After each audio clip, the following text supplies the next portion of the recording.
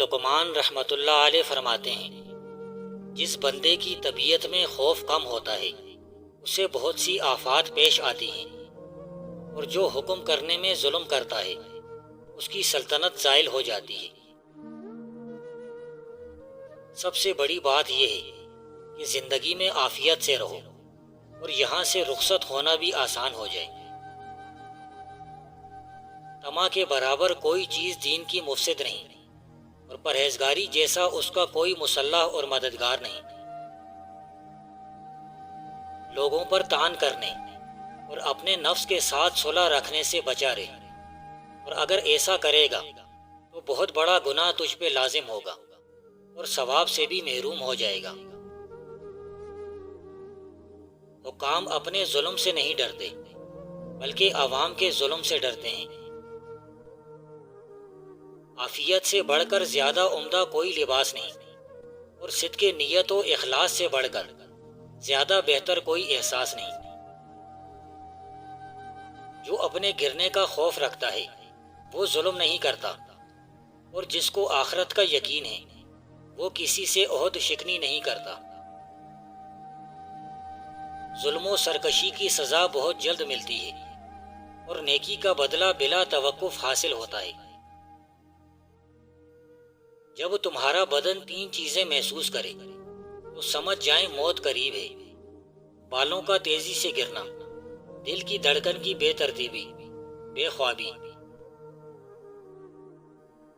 یہاں دنیا میں ٹھہرنے کے بجائے نکلنے کی خواہش پیدا ہو جائے تو سکون مل جائے گا۔ جب تک آپ کو اپنی عاقبت کا یقین نہ ہو، کسی کی عاقبت کو غلط نہ کہنا۔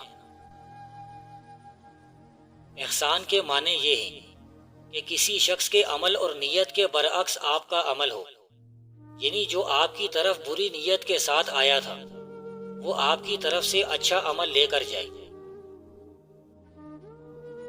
سخی وہ ہوتا ہے جس کے پاس دولت ہوتی ہے لیکن دولت سے محبت نہیں ہوتی۔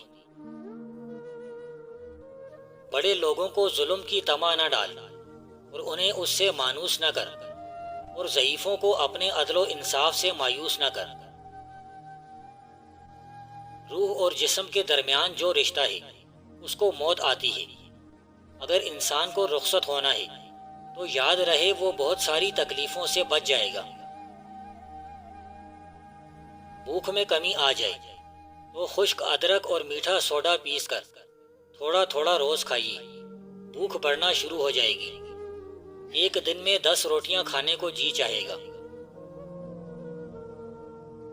ایمان پر 2 چیزیں حملہ کرتی ہیں: تسکین وجود یا لذت وجود، اور دولت کی محبت۔ اگر یہ 2 چیزیں نکل جائیں تو ایمان محفوظ ہو جائے گا۔ مسلمان کی سب سے بڑی خوبی یہی ہے کہ وہ زندگی سے پیار کرتا ہے اور موت سے ڈرتا نہیں۔ آپ کی دعا پوری ہو یا نہ ہو، آپ پر اسلام نافذ رہنا چاہیے۔ جو بندہ اللہ کے بندوں پر ظلم روا رکھتا ہے، قیامت کے دن خود اللہ اس مظلوم کی طرف سے مدعی ہوگا۔ بے شک ظلم اتنا ہی بڑا ہے جتنا کہ انصاف اچھا۔ ظلم دنیا میں ہلاکت اور آخرت میں بربادی کا باعث ہے۔ اگر آپ کسی صاحب یقین کے ساتھ چل رہے ہوں تو اس سے یقین کی دولت ملتی رہے گی۔ اگر کسی کی اصلاح ہو جائے اور توبہ قبول ہو جائے تو لوگ اس کی غلطیاں بھول جاتے ہیں۔ دانائی کیا ہے؟ دانا کی تابعداری یعنی حکمت والے کی تابعداری۔ آپ خوشبو بند نہ کرو، خوشبو جاری رہے، کیونکہ آپ کا کام خوشبو دینا ہے۔ انسان کو انسان بنانا ہی اللہ کا کام ہے۔ محبت کا یہ تقاضا ہے کہ دوسروں کے عمل سے بے نیاز ہو جاؤ اور محبت کرتے جاؤ۔ اتنا علم حاصل کرو جس سے آپ کا کوئی عمل ٹھیک ہو جائے، یہ کافی ہے۔ جو بندہ لوگوں کے ساتھ یا اللہ تعالیٰ کے ساتھ بدظنی رکھتا ہے اس کے دل میں برے برے خیالات پیدا ہوتے ہیں۔ اگر دولت مند ہونا چاہتے ہو تو رات سونے سے پہلے اللہ کے یہ دو نام یا باسطو یا وہابو 200 بار پڑھ لیا کرو۔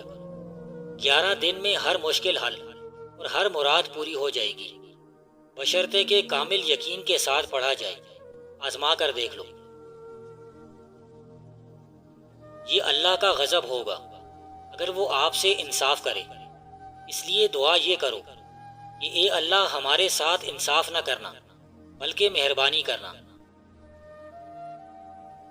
اگر دل میں اللہ کی محبت نہ آئی تو آپ کے دل کے اندر دنیا کی محبت جلوہ گر ہو گئی، کیونکہ دل خالی نہیں رہ سکتا۔ بھائی کے دل سے آپ کے حق میں جو دعا نکلے گی وہ آپ کی بخشش کا ذریعہ بنے گی۔ اگر آپ نے اپنے بھائی پر رحم نہ کیا اور اللہ کا یہ حکم بھی نہ مانا تو آپ دنیا دار ہو گئے اور عذاب میں مبتلا ہو گئے۔